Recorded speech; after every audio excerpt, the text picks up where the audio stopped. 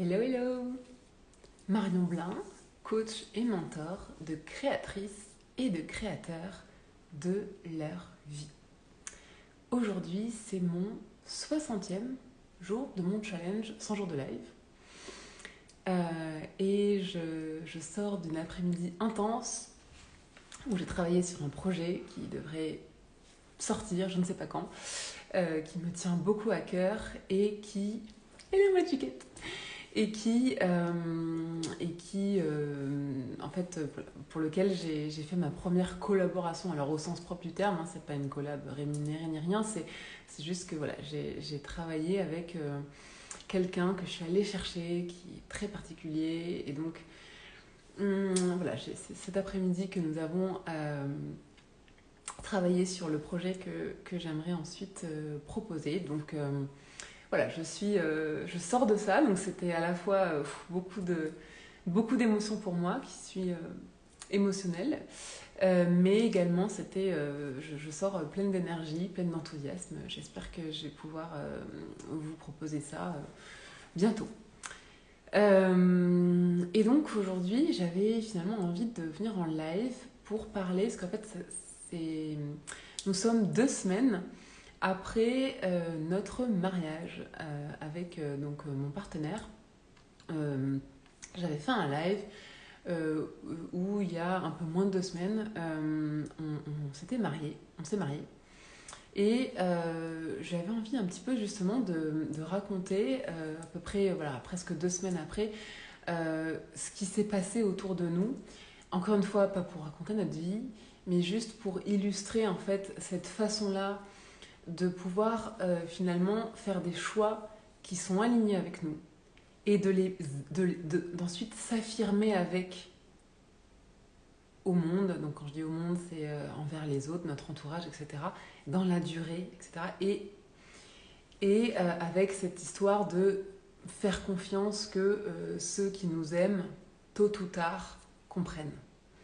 Et donc voilà, je trouvais que c'était intéressant parce que voilà, là on a eu quand même finalement pas mal de feedback. Alors je pense que absolument tout le monde n'est pas au courant parce qu'en fait, comme je disais, notre entourage ne me suit pas spécialement, enfin en tout cas pas tout notre entourage, donc il y a encore beaucoup de personnes de notre entourage qui ne sont pas au courant. Mais en tout cas, voilà, donc aujourd'hui on a finalement mes parents qui sont au courant, les parents de mon compagnon qui ont été au courant, je pense, une semaine après. Et on a finalement nos amis qui l'ont découvert via ma vidéo en fait. Et puis nos 2 témoins en fait et leur famille. Et donc on a eu diverses réactions. Donc c'est drôle parce que nos parents, bon, je pense que c'est parce qu'ils ont compris la façon dont on envisage aujourd'hui notre projet, etc. Donc moi, mes parents, nada. Mon père, il m'a envoyé un message, cool, trop bien, ok, on a compris, chouette, vous avancez, ok. Ma mère, elle m'a rien envoyé, et quand je lui ai dit, ah, au fait, elle m'a dit, oui, oui, non, mais je savais que t'avais pas besoin de message, ok, cool, vous avancez, enfin voilà.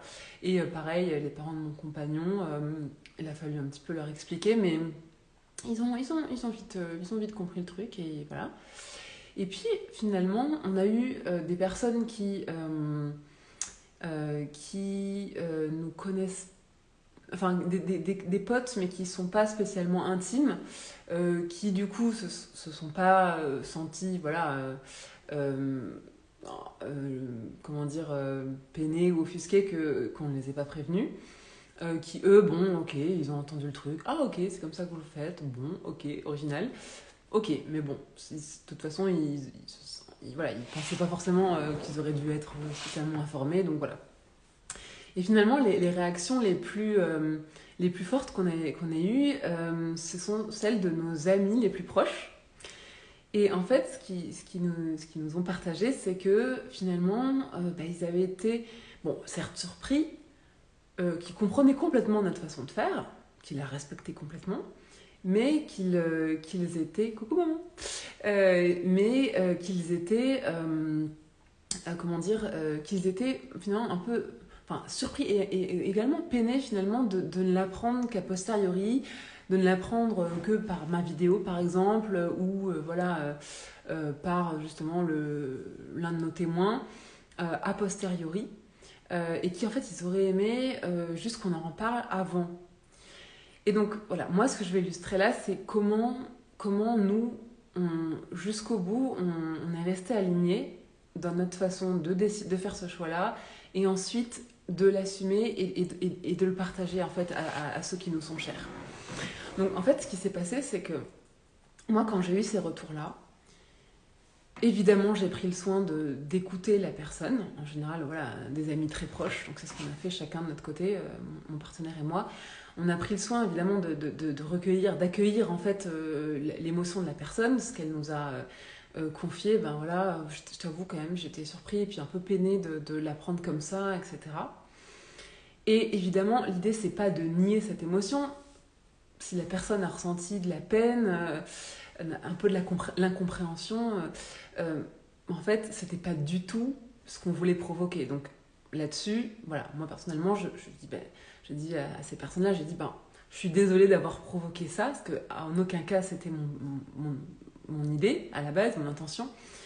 En revanche, voilà, et c'est là que c'est intéressant, c'est que quand je dis que l'idée c'est de pouvoir, voilà, toujours en fait s'affirmer avec ce qui est vrai pour nous, ce qui est juste pour nous, et faire confiance que les autres peuvent entendre, ça peut demander de s'expliquer, ça peut demander vraiment d'argumenter, de débattre, etc. Mais l'idée c'est d'avoir ce courage-là, parce que j'aurais très bien pu à ce moment-là juste dire oh, je suis désolée, ça t'a peiné, ok, écoute, la prochaine fois je ferai différemment, je t'appellerai avant, je suis vraiment désolée, voilà.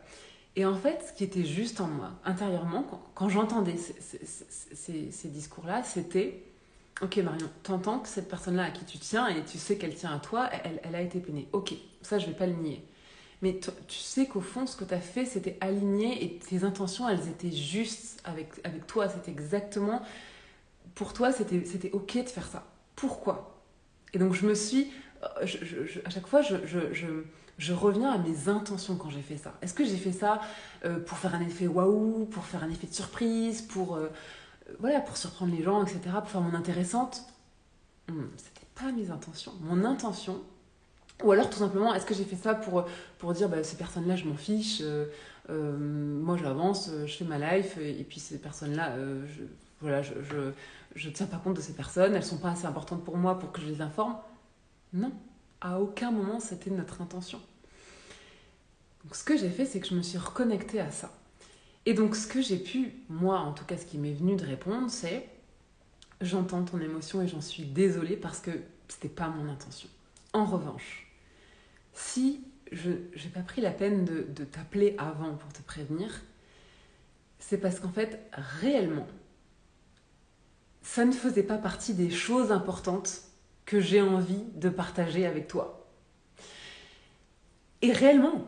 Et donc, en fait, la façon dont les autres interprètent le fait qu'on n'ait pas parlé de ça avec eux avant, etc., finalement, ça raconte que eux-mêmes, même s'ils comprennent qu'on puisse penser le mariage différemment aujourd'hui, etc., que eux-mêmes accordent néanmoins une importance particulière au mariage qui nécessiterait qu'on puisse informer ses tout proches, ses plus proches avant. Et cette importance-là, mon partenaire et moi, nous ne l'avions pas, nous ne la sentions pas. Donc, encore une fois, moi ce que j'ai répondu à ces personnes, c'est, en fait, encore une fois, j'entends, mais par exemple, est-ce que tu peux comprendre que pour moi, c'est comme si, quand sur un live, je parle que, tiens, on a fait cette procédure d'avocat pour le Costa Rica, voilà. Est-ce que quand je dis ça en live, tu m'appelles derrière pour me dire, oh, au fait, Marion, j'ai appris ça sur ton live, j'aurais aimé que tu me le partages avant, parce que c'est bizarre de l'apprendre en live. Non, en fait, moi c'est la même importance. En fait, pour moi, cette démarche de mariage, ça avait encore pour but d'avancer dans notre projet d'expatriation, etc.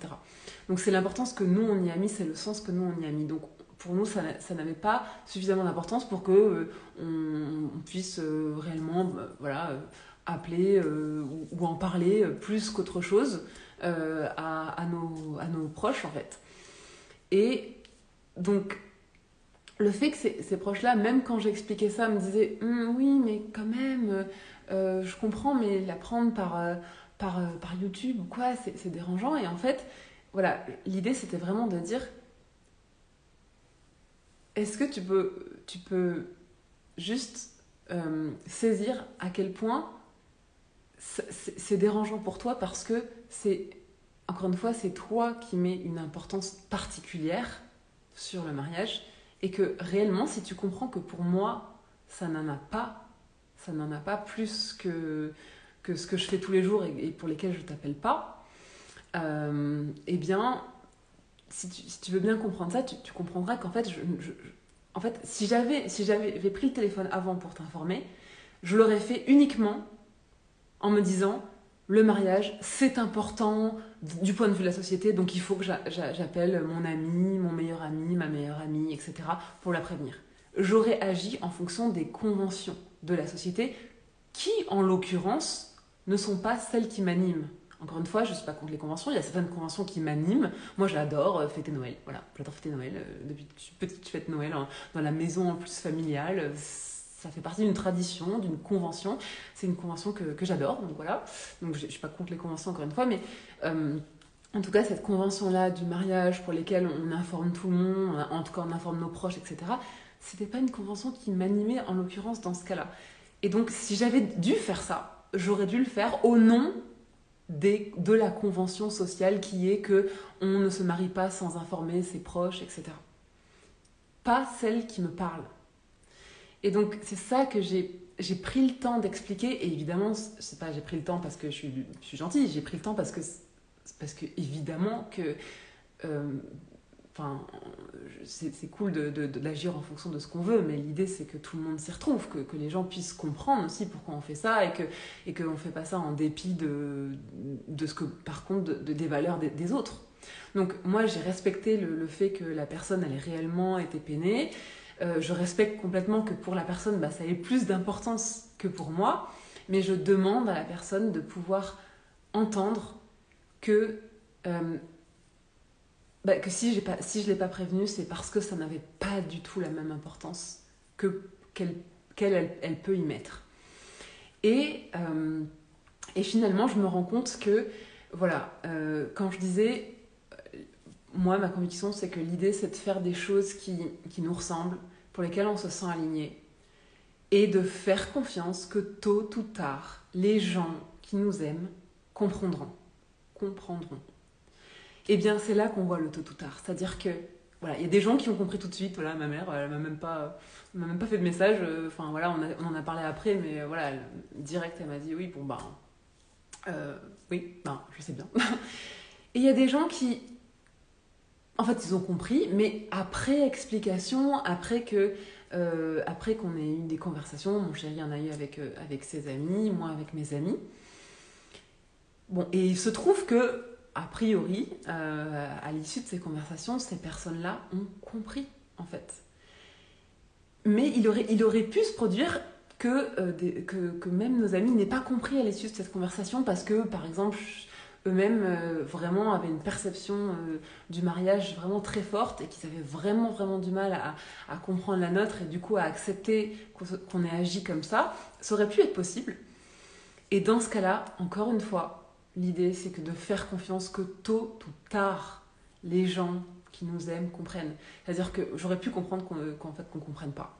Et j'aurais dû lâcher prise et faire confiance que, voilà, un jour, en reparlant ou en voyant la façon dont on mène le projet qui est toujours la même et en prenant le temps à chaque fois d'expliquer d'une façon alignée, toujours de la même façon où on voit qu'il n'y a pas d'animosité, il y a pas, on vous laisse de côté, il n'y a pas de vous n'êtes pas assez important pour nous pour qu'on vous parle de ce qui est important pour nous. Non.